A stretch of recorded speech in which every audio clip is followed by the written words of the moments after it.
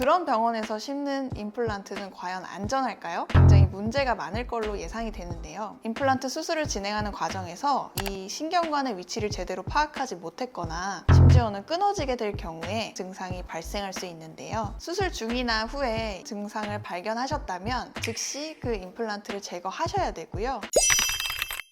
안녕하세요. 건강한 미소를 지켜드리는 스마일 닥터 이지혜입니다. 네, 오늘은 다소 무거울 수 있는 주제를 가지고 왔는데요. 바로 임플란트 부작용입니다. 임플란트 많이들 알고 계시겠지만 치아가 없는 부분이나 곧 빼야 할 치아를 대체하는 인공 치아를 뜻하는데요. 요즘 참 많은 분들이 임플란트를 진행하고 계시는데 그럼에도 불구하고 임플란트 수술이라는 그 두려움 그리고 많은 비용이 든다는 걱정 때문에 많은 분들이 좀 꺼려 하시기도 하시고요. 이런 걱정과 두려움에 이어서 안 그래도 무서운 수술인데 미디어에서는 멀쩡한 치아를 뽑고 임플란트를 했다는 둥, 아니면 저렴하게 해준다고 해서 갔더니 돈만 받고 원장이 도망갔다는 둥, 이런 부정적인 이슈들이 더욱더 임플란트를 하기에 걱정하게 만들고 있습니다. 이런 이미지 외에도 임플란트 치료를 주저하시는 이유 중에 하나가 임플란트는 한 치과에서 진행하게 되면 다른 치과로 옮기기가 참 어렵다는 점인데요. 예를 들어서 임플란트 치아 뿌리만 심어놨는데 멀리 이사를 가야 한다든지 아니면 그 치과가 마음에 들지 않았을 경우에 다른 치과에서 치료를 이어받기가 굉장히 어려운 경우가 많았습니다. 다른 치과에서 진행했던 임플란트를 다른 치과로 옮겼을 때 꺼려 하시는 이유 중에 하나는 진료를 책임지는 책임 소재 때문에 그러신데요. 근데 요즘은 많은 분들이 임플란트를 하고 있고 이미 한지 오래되신 분들도 많기 때문에 임플란트를 재치료해야 하거나 수정해야 되는 경우가 굉장히 많습니다. 그래서 다른 병원에서 했다고 해서 저희 병원에서는 안 합니다 하는 경우는 사실은 좀 힘들다고 볼 수 있어요. 저희 병원에서는 다른 치과에서 하셨던 임플란트도 많이들 수리를 하고 계시는데 그럼에도 불구하고 아직도 많은 상당수의 치과는 다른 치과에서 진행한 임플란트는 진행하지 않는다는 분들이 많이 있습니다. 그렇기 때문에 이런 걱정스러운 임플란트를 진행하시기 전에 어떤 부작용이 있는지 알아보고 또 좋은 병원을 고르는 꿀팁도 알아보도록 하겠습니다. 정말 좋은 내용들 많이 준비해 놨으니까 끝까지 함께 해주실 거죠? 그럼 바로 시작하겠습니다.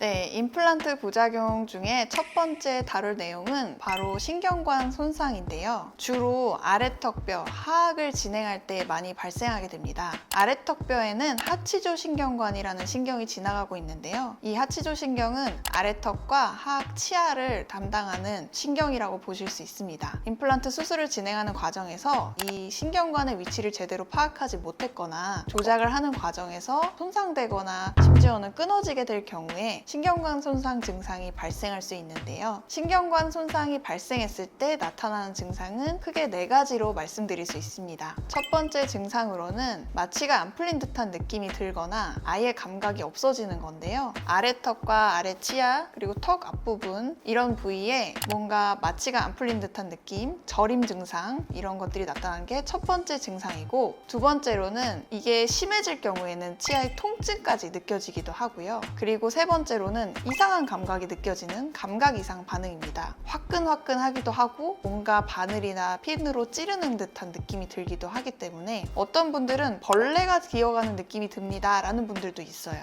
그리고 마지막 4번째는 흔한 경우는 아니지만 운동 감각까지 소실이 되면 턱을 움직일 때 불편한 증상이 나타나기도 합니다. 수술 중이나 후에 이런 신경관 손상 증상을 발견하셨다면 즉시 그 임플란트를 제거하셔야 되고요. 그리고 그 주위에 약물 처치를 받으셔서 신경관이 돌아올 때까지 기다리는 기간, 회복되는 기간을 가지시고 완전히 치유된 걸 확인한 후에 임플란트를 다시 식립하시는 걸 추천을 드립니다. 이런 신경관 손상을 막기 위해서는 신경관 위치 파악이 잘 되는 병원을 고르시는 게 중요한데 그래서 3차원적으로 CT가 잘 구비되어 있는 병원에서 임플란트 하시는 것을 추천드립니다. 임플란트 부작용 두 번째는 바로 임플란트 주위염입니다. 사실은 저는 임플란트 부작용 중에 이 임플란트 주위염이 가장 흔하고 중요한 부작용이라고 생각을 합니다. 보통 흔히들 임플란트 심으면 이제 다 치료가 끝났다 라고 생각하시는 분들이 많은데, 임플란트 역시도 치아처럼 관리가 잘 되지 않으면 주변에 잇몸 염증이 생길 수 있는데, 이걸 임플란트 주위염이라고 합니다. 대신 자연 치아보다 더 불리할 수 있는 환경은, 임플란트는 뿌리가 나사선으로 불규칙하게 생겨 있기 때문에 음식물이 더 잘 낄 수 있습니다. 그래서 한 번 2mm, 3mm 뼈가 녹았다고 해서 간단하게 끝나겠지가 아니라, 이렇게 2mm, 3mm가 노출이 되어 있으면 단순하게 2, 3mm가 노출되는 것뿐만 아니라 앞으로 계속돼서 염증이 지속될 거라는 의미이기도 합니다. 그래서 어느 정도 임플란트가 노출되어 있다라고 한다면은 아예 임플란트를 제거하고 다시 더 튼튼한 임플란트로 교체하시는 것을 추천을 드립니다. 네, 임플란트 부작용 여러 가지가 있겠지만 오늘은 마지막으로 세 번째 거만 얘기하고 마무리하겠는데요. 세 번째 부작용은 임플란트의 파절입니다. 자연 치아에 보철을 씌운 경우에도 파절이 생겨서 부러지면 다시 수리할 수 있지만, 임플란트의 경우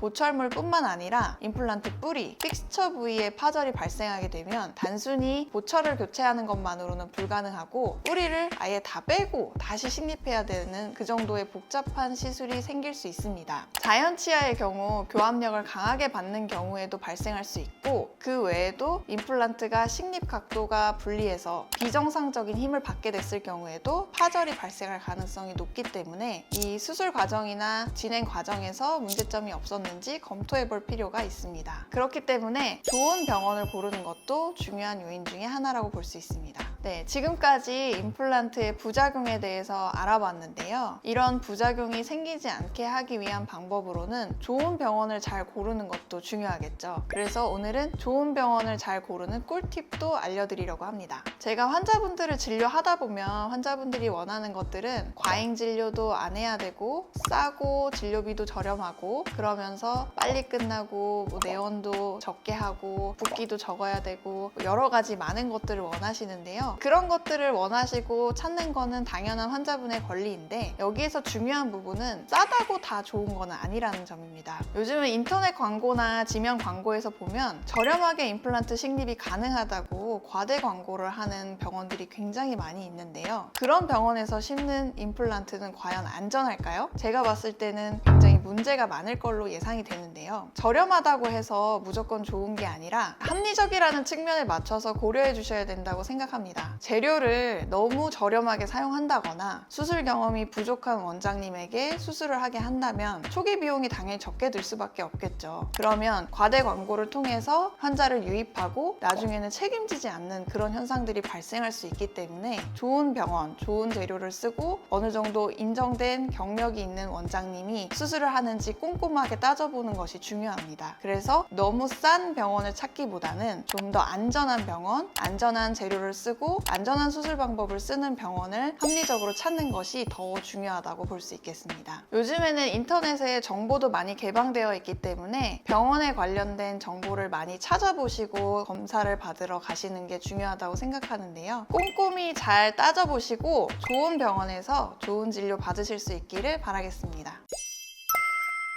네, 오늘은 임플란트의 부작용과 좋은 병원 찾는 꿀팁에 대해서 알아봤는데요. 모르면 많이 무섭고 두려우실 수 있습니다. 그래서 좋은 정보를 많이 얻어가시고 이제 치과를 어떻게 찾아가야겠다, 어떻게 관리해야겠다는 꿀팁을 많이 얻으셨던 좋은 영상이었길 바라겠습니다. 오늘 영상이 좋으셨다면 주변에 궁금해하시는 분들에게도 공유 많이 해주시고 좋아요와 구독도 눌러주세요. 다음에도 좋은 영상으로 찾아뵙겠습니다. 스마일 닥터 이지혜였습니다. 안녕.